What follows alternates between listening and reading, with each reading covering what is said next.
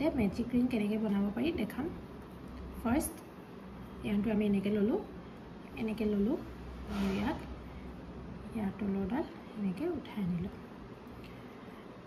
Basic round শ্বেপৰ যিকোনো বস্তু বনাবলৈ হ'লে মেজিক ৰিংটো সুবিধাজনক হয়।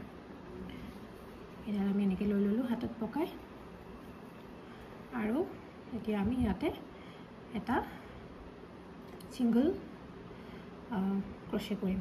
তাৰপিছত ইয়াত এনেকৈ আমি কৰি গ'লেই হ'ব।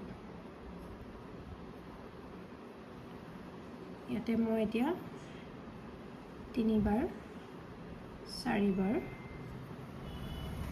এনেকৈ 6বাৰ কৰিছোঁ। মেজিক ৰিংটো 6বাৰ 8বাৰ 12বাৰ এনেকৈ ল'লে এটা ধুনীয়া জোখৰ বনাব পাৰি ৰাউণ্ড।